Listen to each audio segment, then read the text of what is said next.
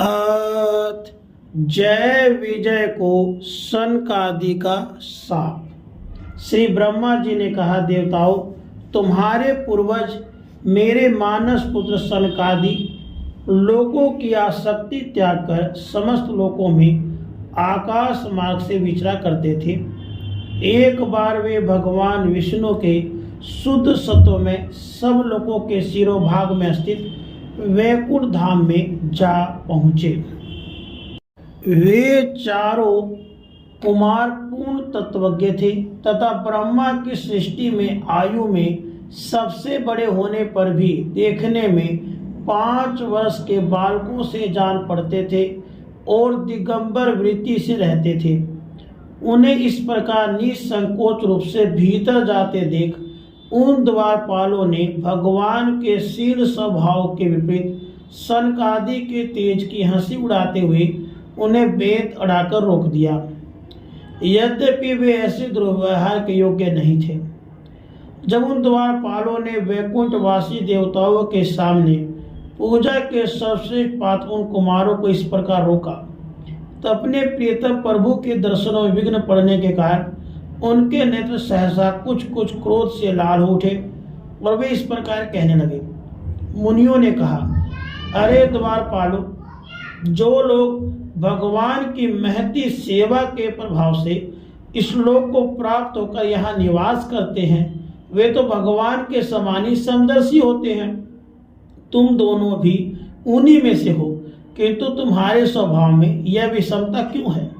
भगवान तो परम शांत स्वभाव है, उनका किसी से विरोध भी नहीं है। फिर यहाँ ऐसा कौन है जिस पर शंका की जा सके?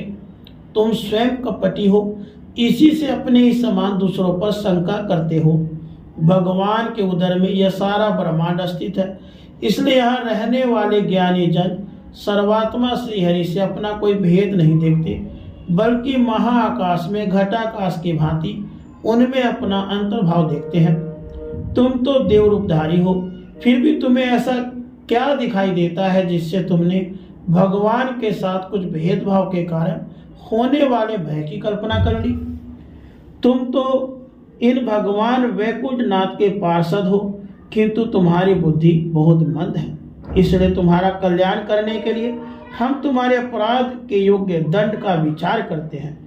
तुम अपनी मंद बुद्धि, भेद बुद्धि के दोष से इस वैकुंठ लोक से निकलकर उन पापमय योनियों में जाओ जहाँ काम, क्रोध, लोभ प्राणियों के 3 शत्रु निवास करते हैं। सनकादि के ये कठोर वचन सुनकर वो ब्राह्मणों के शाप को भी किसी प्रकार के शस्त्र समूह से निवारण होने योग्य न जानकर श्रीहरि के वे दोनों पार्षद अत्यंत दीन भाव से उनके चरण पकड़कर पृथ्वी पर लौट गए।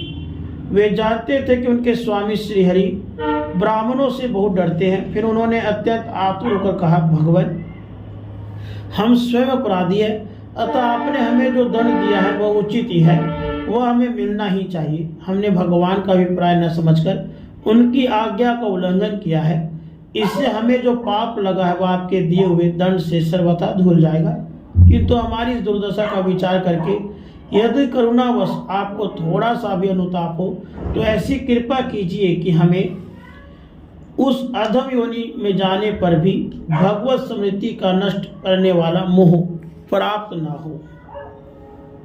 राधे कृष्ण।